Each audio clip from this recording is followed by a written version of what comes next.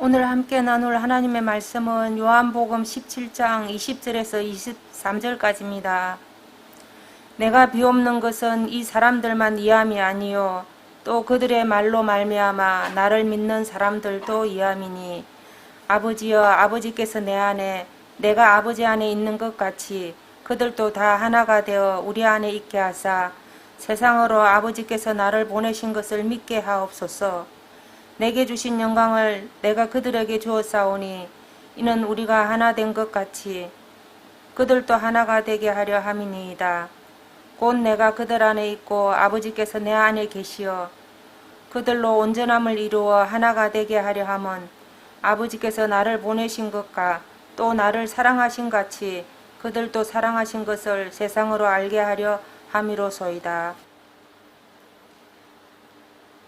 자, 우리는 일반적으로 경제활동을 하고 삽니다. 꼭 그렇지 않은 경우에도 어떻게든 생계를 유지하기 위해서 부지런히 몸을 움직이죠. 하지만 이러한 활동의 모든 배경 속에는 한 가지 공통점이 있습니다. 그러니까 단지 그냥 움직이는 게 핵심인가요? 돈을 버는 것만이 전부인가요? 그렇진 않죠. 우리 마음의 평안을 누리기 위함입니다. 아예 먹고 살 수 없는 상황이 되면 결코 마음이 편할 수 없겠죠. 계속 몸이 아파서 괴롭기만 한다면 결코 마음이 평안할 수 없습니다. 어떻게든 우리는 마음의 평안을 위해서 그 필요한 것을 외적인 것에서 추구하곤 합니다. 틀린 건 아니에요. 그렇다면 정말 어떤 외적인 것이 충족되어야만 우리가 진정한 의미에서의 마음의 평안을 누리는 것일까요? 과연 그것이 성경적으로 맞는 것인지 한번 확인해 보고자 합니다. 성경에 많은 인물들이 등장하는데 그들 가운데 정말 이 사람은 남부러울 것 없이 살았다라고 할 만한 사람들이 몇 명 등장해요. 그 대표적인 사람 가운데 한 명이 솔로몬입니다. 그는 일단은 이름부터가 평범하지 않아요. 이름의 의미가 평화롭다라는 의미를 가지고 있습니다. 이름값대로 살죠. 당대의 가장 부자였어요. 굉장히 유명한 왕이었습니다. 이스라엘의 역대 왕을 통틀어서 솔로몬이 이스라엘을 통치할 때가 이스라엘 영토가 가장 확장되었을 때예요. 그만큼 나라가 강했습니다. 그리고 그는 굉장히 화려한 왕궁을 지었고 성전도 지었죠. 사람들이 보나 하나님 앞에서나 그는 참으로 성공한 사람이라 할 수 있습니다. 남부러울 게 없었어요. 가질 수 있는 걸 다 가진 사람이었어요. 그렇기 때문에 그는 누구보다도 마음이 평안했을 겁니다. 그가 누렸던 것 중에 하나만 우리가 누릴 수 있어도 우리는 굉장히 마음이 편할 것 같아요. 그 정도로 그는 모든 것을 가지고 있었어요. 지혜하면 아예 굳이 성경을 모르는 사람들도 솔로몬을 다 떠올릴 정도죠. 그는 어느 면으로 보나 부족한 게 없는 사람이었습니다. 그렇다면 그런 그가 정말 마음 평안하게 살았을까요? 그걸 좀 더 극명하게 대조해 보기 위해서 그의 아버지인 다윗과 한번 비교해 보겠습니다. 다윗은 왕이 되기 전에 직업이 뭐였죠? 목동이었습니다. 일단 여기에서부터 솔로몬과 다윗은 출발점이 달라요. 근데 오히려 다윗은 목동일 때가 가장 무난하고 편하게 살 때였습니다. 사무엘에게 기름 부음을 받아서 이스라엘의 두 번째 왕으로 이제 세워지죠. 그 즉시 왕이 되었나요? 그렇지 않아요. 크게 달라진 건 없었습니다. 생각지도 않게 형들을 만나러 전쟁터에 갔다가 그 당시 블레셋의 장수이자 온 이스라엘 군대를 완전히 초토화시키려고 했던 골리앗을 마주하게 돼요. 그리고 원래 계획에도 없었는데 그를 상대하여 이기게 됩니다. 일약 전쟁 영웅으로 급부상하게 되죠. 여기서부터 뭔가 잘 풀려나갈 것 같았는데 여기서부터 본격적으로 그에게 고난이 닥치기 시작합니다. 당시 왕이었던 사울이 그를 시기하고 질투하기 시작했어요. 심지어 그는 자기의 딸 미가를 다윗에게 주었죠. 사위입니다. 그런데도 그 시기와 질투를 이기지 못해서 다윗을 죽이려고 했어요. 그때부터 다윗이 정처 없이 도망 다녀야만 했어요. 심지어 어디까지 도망갑니까? 적국인 블레셋 땅에까지 도망가서 목숨을 부지해야만 했어요. 그렇게 그가 사울을 피해서 떠돌아다닌 세월이 10년입니다. 10년이 넘어요. 분명히 이스라엘의 왕으로 기름 부음 받았는데 그때부터 뭔가 마음 평안하게 좀 가장 높은 자리에서 하고 싶은 거 다 하고 살 줄 알았는데 그렇지 않았어요. 그는 그때부터 고난의 연속이었죠. 그리고 블레셋과 이스라엘 사이의 길보아 전투에서 사울과 그의 아들 요나단이 전사하게 됩니다. 이제 다윗이 왕이 되는 것에 거칠 것이 없게 되었어요. 그때부터 그가 왕이 되었을까요? 엄밀히 말하면 맞고 또 정확히 말하면 틀렸습니다. 왜냐하면 다윗의 출신인 유다 지파만이 다윗을 왕으로 인정했어요. 나머지 11지파는 사울의 또 다른 아들인 이스보셋을 왕으로 삼아서 다윗과 계속해서 긴장 관계를 유지했습니다. 그렇게 무려 7년 반이 지나갔어요. 우리가 생각하는 것처럼 다윗은 그렇게 쉽게 왕위에 오르지 못했습니다. 끝내 이스보셋도 그의 부하들에 의해서 죽임을 당하죠. 그제서야 그가 통일 이스라엘의 왕이 됩니다. 그때부터 모든 상황이 폈을까요? 아니에요. 그때까지만 해도 아직 우리에게 익숙한 그 예루살렘은 이스라엘의 수도가 아니었어요. 더 정확히 표현하면 아직 이스라엘의 완전한 땅이 되지 못한 상태였습니다. 난공불락의 요새와 같은 위치에 있었기 때문에 여전히 완전하게 가나안 정복 전쟁 이후에도 정복하지 못했어요. 그곳에 살고 있는 강력한 여부스 종족을 무찌르고 그곳으로 이제 도읍을 옮긴 뒤에 그때부터 본격적으로 또 주변의 이방 나라들과 많은 또 전투를 치러야만 했어요. 그렇게 나라의 또 기틀을 잡아야만 했기 때문에 그 기간 동안 하루도 다윗은 손에서 칼을 놓지 못했습니다. 마음 편하게 잘 수 있는 날이 없었을 거예요. 아마도. 예. 이제 모든 것이 다 정리되고 나라도 이제 안정이 됐다 싶은데 그때 우리가 알 만한 결정적인 사건이 터지죠. 예. 그의 부하인 우리아의 아내 바스바와의 동침 사건. 그 다음부터 굉장히 또 복잡한 일들이 일어나요. 또 그것에서 연루됐다고는 하지만 어쨌거나 너무나도 마음 아픈 일, 아들 압살롬에 의해서 도망쳐야만 했죠. 자기의 친아들로부터 살해 위협을 받아야 되는 굉장히 끔찍한 고통을 겪어야만 했어요. 또 그게 정리가 되고 나니까 또 세바가 난을 일으키죠. 또 그렇게 나중에 솔로몬이 분명히 왕이 될 것이라고 얘기가 다 됐는데도 불구하고 왕자들 사이에서 그런 왕권을 가지고 알게 모르게 분쟁이 일어나는 거. 실제 다윗이 기름 부음을 받고 이스라엘의 왕으로 이렇게 세상에 등장하고 난 뒤에 삶을 살펴보면 우리가 생각하는 것처럼 그렇게 평안한 삶을 산 날은 얼마 되지 않습니다. 자, 솔로몬이랑 다시 한번 비교를 해볼까요? 솔로몬은 이미 출발부터가 다르다라는 건 말할 필요가 없겠죠. 그는 물론 그가 왕이 되는 과정에서 약간의 해프닝이 있었지만 크게 힘들지 않고 왕이 되었어요. 아버지처럼 그렇게 끊임없이 전쟁을 치를 필요도 없었습니다. 그리고 다윗은 하나님의 성전을 그렇게 짓고 싶어 했지만 하나님께서 그는 피를 많이 흘렸기 때문에 허락하지 않으시죠. 다만 준비하게 하세요. 그래서 그는 성전을 지을 수 있는 모든 재료를 충실하게 준비해 놓습니다. 그리고 그걸 가지고 솔로몬이 성전을 지어요. 뭐 별로 이렇게 힘들이지 않고 그냥 아버지가 다 차려놓은 밥상에 숟가락만 얹어놓고 그렇게 왕이 되었어요. 그 과정에서 하나님의 뜻에 합한 기도를 함으로 말미암아 부귀영화도 얻고 지혜도 얻습니다. 그의 지혜가 얼마나 뛰어났으면은 다른 이방 나라 왕들, 다른 이방 나라의 수많은 뛰어난 사람들이 직접 찾아와서 그의 지혜를 듣고 또 감격하는 일들을 우리는 너무나도 잘 알고 있죠. 그가 지은 잠언이 몇 편이고 시가 몇 편이고 뭐 그런 건 굳이 얘기하지 않겠습니다. 그는 정말 똑똑했어요. 부자였어요. 남부러울 것 없었어요. 그 인근의 고대 근동지방의 어떤 왕들도 부러워할 수밖에 없는 위치에 있었습니다. 누가 봐도 솔로몬은 평안한 삶을 살았고 다윗은 그렇지 않은 굉장히 괴롭고 고난 가운데 처한 삶을 더 많이 살았다고 할 수 있어요. 그런데 솔로몬의 인생 말년에 지었다고 알려진 전도서를 보면 거기에 솔로몬이 지난 자기의 삶을 되돌아보면서 그 소회를 담았는데 참으로 충격적인 내용이 기록되어 있죠. 전도서 1장 2절입니다.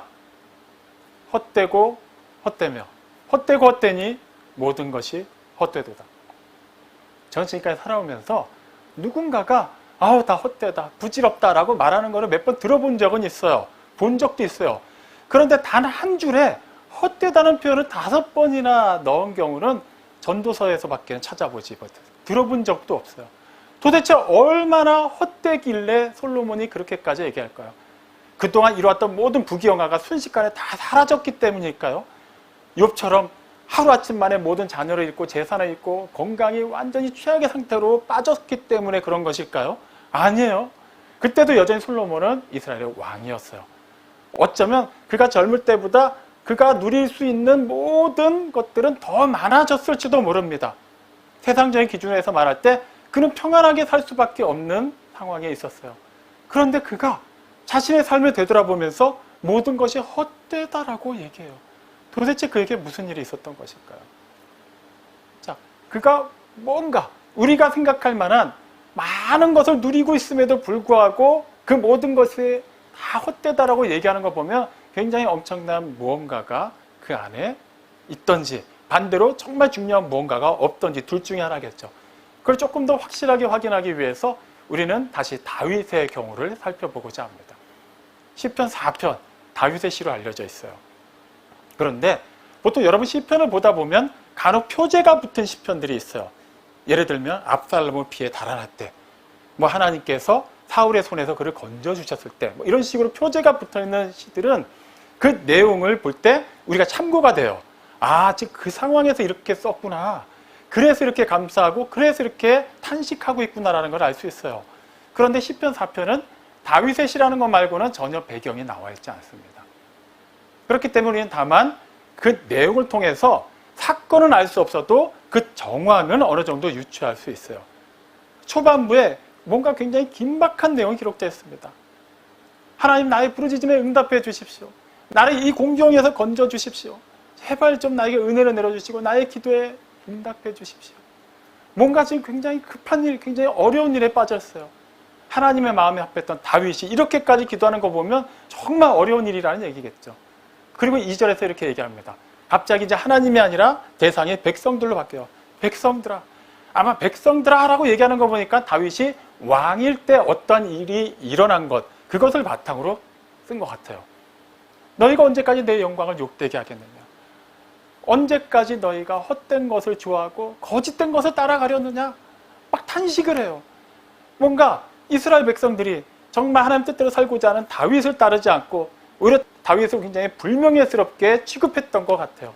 잘은 모르지만 그 앞선 시편 3편도 다윗이 기록한 건데 그거는 압살롬을 피해서 달아날 때 쓴 거예요.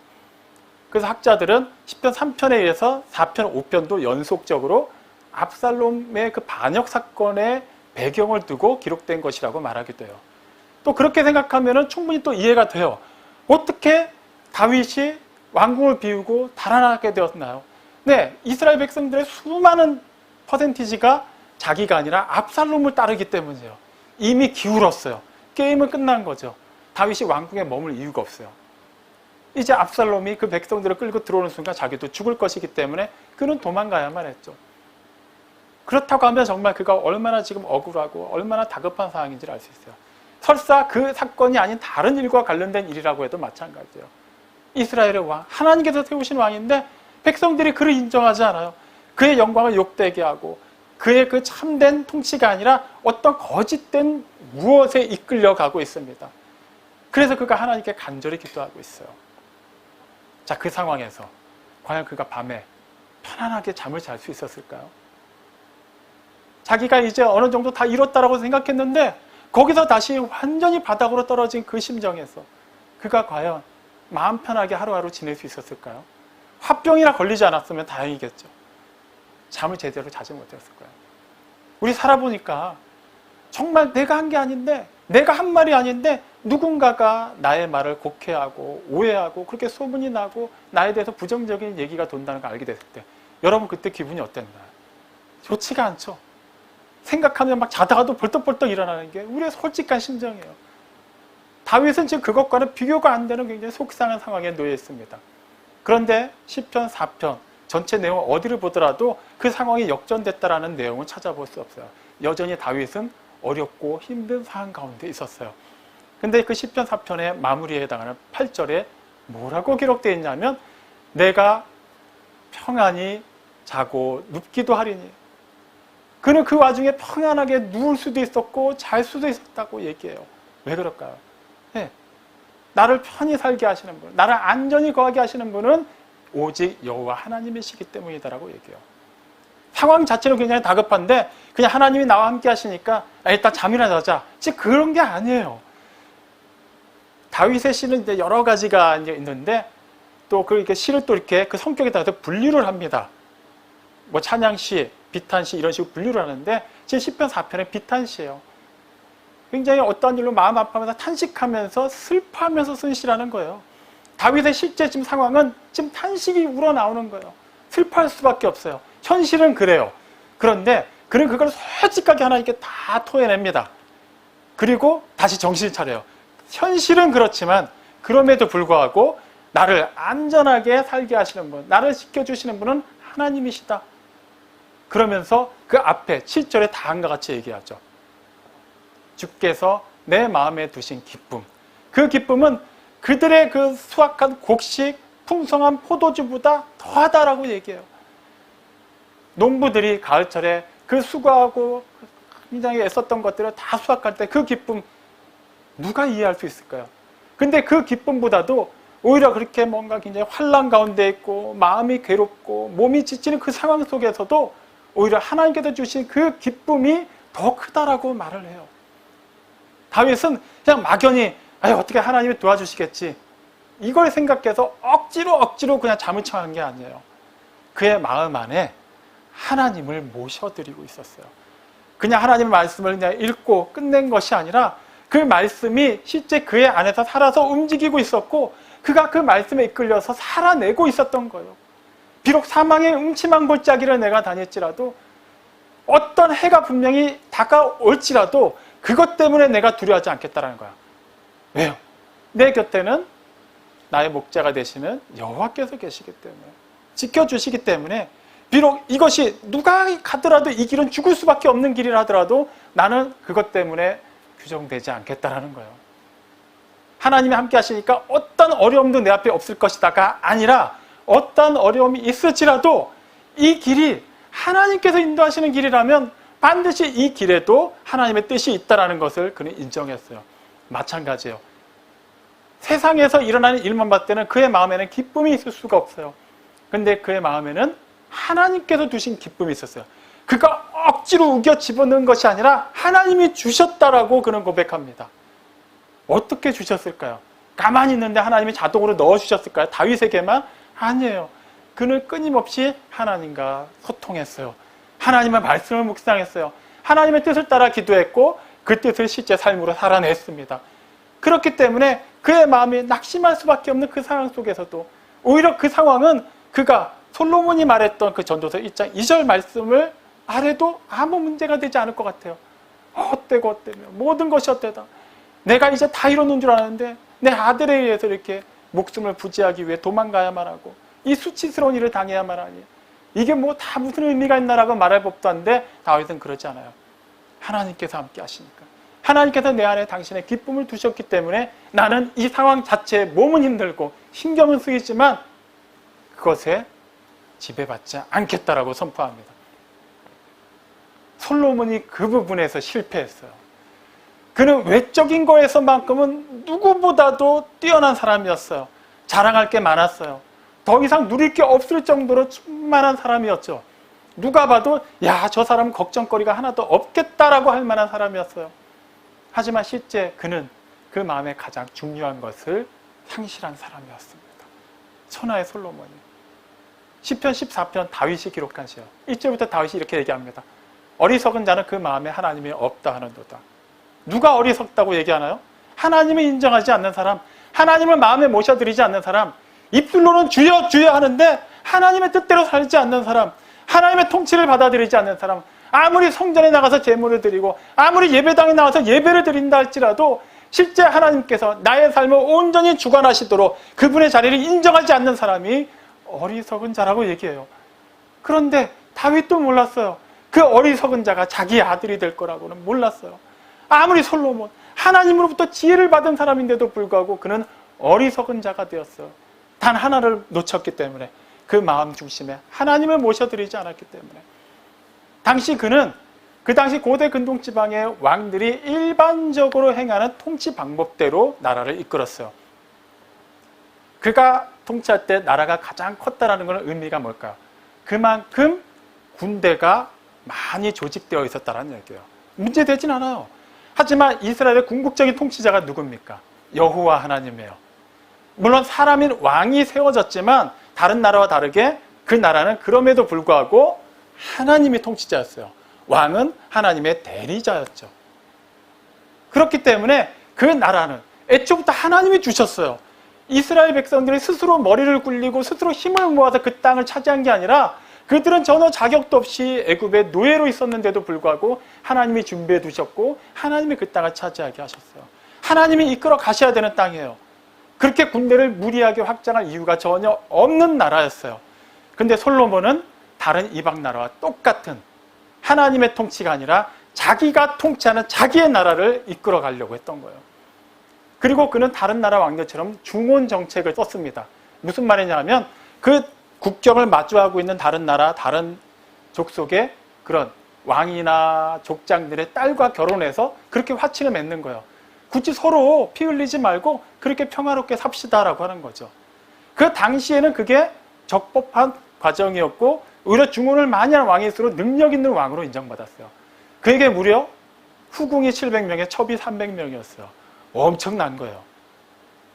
그 정도만 해도 그 당시에는 정말 대단히 위대한 왕으로 칭송받을 만한 인물이었어요. 적어도 그 당시 세상적인 기준에 의하면 말이죠.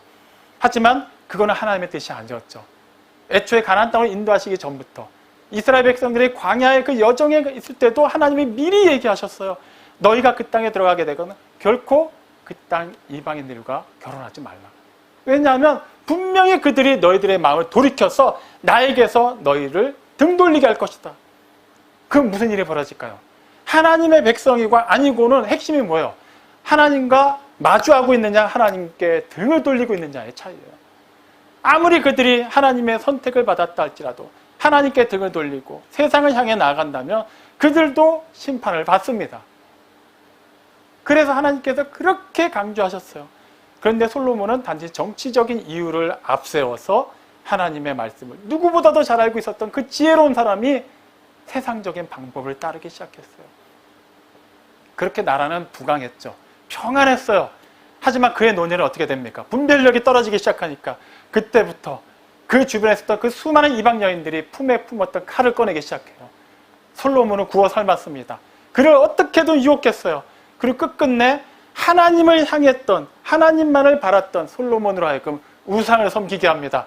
그리고 심지어 그가 이스라엘 동편 산 위에 우상을 섬기는 산당을 짓게 했어요. 충격적인 일이죠.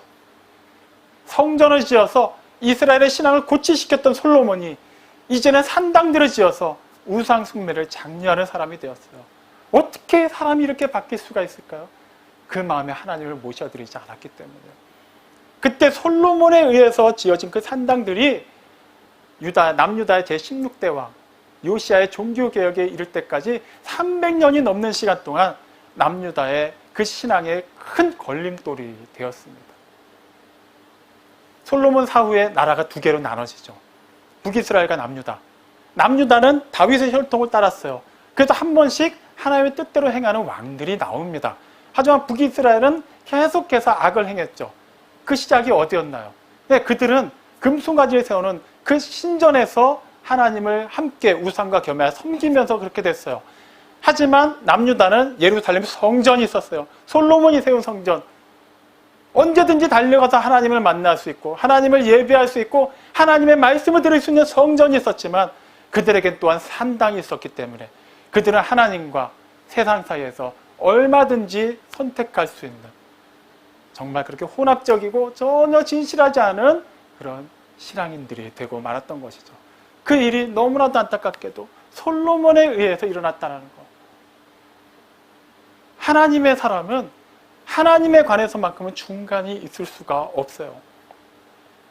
아예 산당을 있다 하더라도 산당에 좀 갔다 하더라도 어쨌거나 또 성전에 가서 회개하고 제사 드리고 그러면 되는 거 아닌가요? 그럴싸하죠. 북이스라엘 얘기 한번 살펴보죠. 엘리야 이야기입니다. 열왕기상 18장에 보면 굉장히 드라마틱한 스토리가 기록되어 있어요. 갈멜산 위에서 하나님 편에 선 단 한 사람 엘리야가 있습니다. 나머지는 다 바알 편에 서 있는 사람들이에요. 아합 왕을 비롯한 수많은 이스라엘 백성들, 북이스라엘 백성들, 그리고 그들 중에는 엘리야와 정면으로 승부하기로 한 450인의 바알 선지자, 정확히 기록되어 있지 않지만 아마 400인의 아세라 선지자들도 있었을 거예요. 자, 지금 1대 850의 대결이 된 것 같죠. 하지만 엘리야는 가장 먼저 누구에게 도전을 하냐면 북이스라엘 백성들에게 도전합니다. 그 이방 선지자들이 아니었어요. 열왕기상 18장 21절에 보면 너희가 언제까지 둘 사이에서 머뭇머뭇하려느냐라고 도전합니다. 만약에 여호와가 하나님이시면 여호와를, 바알이 하나님이면 바알을 따르라. 언제까지 그 둘 사이에서 왔다 갔다 간을 보고 있을 거냐라고 얘기해요. 그런데 그들 중에 아무도 대답을 하지 않았어요. 긍정적으로 생각하면 이렇게 생각할 수 있어요. 어쨌거나 그들이 우리는 바알을 섬기겠다라고 얘기한 건 아니니까 그래도 중간은 간 거 아닙니까? 100점 만점 기준으로 한 50점은 줄 수 있지 않나요? 아니요. 하나님에 관해서만큼은 하나님 외에 어떠한 것도, 하나님만이 100%가 아닌 어떠한 것도 오답입니다. 아니에요. 그 자리에서 100% 하나님이라고, 여호와 하나님이라고 말하지 않은 모든 사람은 이미 바알에게 넘어가야 된 거예요. 마찬가지예요. 솔로몬이 그래서 성전도 지었잖아요. 그 과정에서 하나님이 지혜도 주셨잖아요. 부귀영화도 주셨잖아요. 그러니까 어쨌거나 솔로몬이 노년에 그런 좀 실수를 좀 하고 또 그 나라를 이끌기 위해서 부득불, 또 아버지가 그렇게 수많은 전쟁을 치르면서 고생하는 걸 보고 자랐으니까 솔로몬은 좀 어느 정도 안정된 나라를 받았고 또 아버지와 같은 그런 전철을 밟지 않기 위해서 나름 그렇게 좀 지혜로운 방법으로 나라를 다스린 거 아닌가요? 좋게 포장해 줄 수 있어요. 하지만 핵심은 그의 마음에 하나님을 모셔드리지 않았다는 거예요. 하나님께서 두신 그 기쁨을 그는 멀리하고 세상의 그 부귀영화, 그 인간적인 정욕과 쾌락에서 그 모든 평안의 조건을 찾으려고 했어요. 요한일서 2장 17절에 기록되어 있습니다. 세월도, 모든 세상도, 정욕도 다 지나가지만 오직 하나님의 뜻대로 행하는 자만이 영원히 거하리로다. 오직 하나님의 뜻대로 행하는 자만이 영원히 산다, 영원히 남는다라고 얘기해요. 이거는 우리가 하나님의 뜻대로 그냥 열심히 그냥 기계적으로 순종하며 살았더니 우리가 그냥 영원히 그냥 그렇게 살게 되었다라는 의미만을 갖고 있지 않아요. 우리가 영원히 산다는 건 무슨 의미입니까? 그 영혼의 근원이 되시는, 영원한 생명을 주시는 하나님께서 우리와 함께 하시기 때문에 가능한 거예요. 하나님이 생명을 한번 딱 주시고 하나님은 멀리 계시고 그때부터 우리는 알아서 영원히 사는 게 아니에요. 이미 우리가 영생을 얻었다는 것 자체가 하나님께 속했다라는 거예요. 하나님이 우리 안에, 우리가 하나님 안에 상호 내주하게 되었다라는 거예요. 그 말은 다윗이 표현한 그대로, 다윗이 시편 4편 7절에서 말한 것처럼 하나님께서 주신 기쁨이 우리 안에 일시적이고 단회적인 게 아니라 영원히 지속적으로 계속해서 함께 한다라는 것을 의미해요. 그 기쁨을 알고 계속해서 하나님의 그 자리를 인정하고 하나님의 통치를 인정하고 하나님의 말씀이 그대로 이루어지기를 바라며 그 말씀을 따라 사는 사람, 그 사람만이 영원히 존재한다라는 거예요. 어떻습니까? 우리는 그동안 우리 역시 솔로몬과 같은 맥락에서 마음의 평안을 구하지 않았습니까? 내가 몸이 너무 아픈데 이 질병 문제가 너무 오래 가니까 이것 때문에 확실히 일상생활하는 게 어려움도 있고 이렇게 간신히 사는 것보다 하나님 좀 내 몸 좀 고쳐주세요. 좋아요. 그 자체는 문제가 아니에요. 그런데 우리는 분명히 예수님께서 알려주신 소위 말하는 주님의 기도를 늘 묵상하고 그렇게 따라서 기도하죠. 주님께서 가르쳐 주신 기도, 핵심이 뭔가요? 그대로 하라는 거예요. 그래, 이게 스탠다드다. 다른 기도를 하더라도 이 맥락에서 하라는 거예요. 먼저 하늘에 계신 우리 아버지를 찾으라고 하십니다. 막연하게 세상을 보지 말라는 거예요. 세상 속에서 하나님을 억지로 끄집어내려고 하지 말라는 거예요. 내가 만들어낸 하나님이 아니라 내가 기대하는 그 물질, 그 돈, 그 명예에서 하나님을 찾지 말고 하늘로부터 임하는, 세상에서는 줄 수도 없고 받을 수도 없는 오직 하나님만이 주실 수 있는 그것을 사모하라는 거예요. 그러기 위해서 먼저 하늘에 계신 우리 아버지를 향하라는 거예요. 세상을 향했던 시선, 세상을 바라보면서 부러워하고 안타까워하고 탄식하는 것을 이제는 내려두고 하나님을 바라보라고 얘기합니다. 하늘에 계신 우리 아버지요, 이름이 거룩히 여김을 받으시오며 하나님의 나라가 임하시오며 하나님의 뜻이 하늘에서와 같이 땅에서도 이루어지이다. 아멘. 하나님의 뜻이 땅에서 나를 제외하고 그냥 이 땅 가운데 하나님의 뜻이 이루어지기 원합니다. 믿음의 사람들이 많이 생겨나기 원합니다. 교회가 부흥하기 원합니다. 그런 차원의 얘기가 아니에요. 나에게 임해 달라는 거예요. 하나님의 뜻, 나를 향한 그 하나님의 계획이 오늘 그대로 이루어질 줄로 믿습니다가 되는 거예요. 예수님의 이름으로 그렇게 기도해야 된다는 거예요. 반드시 그렇게 이루어진다는 거예요. 그러면 우리는 어떻게 해야 될까요? 내가 뜻을 정해놓고 하늘에 계신 우리 아버지, 지금은 아버지 딴 거 다 필요 없고 이거를 하셔야 돼. 지금 이 기도를 해야 되겠습니까? 내가 원하는 건 솔직히 이겁니다. 하지만 나는 아버지에 대해서 정확히 잘 모릅니다.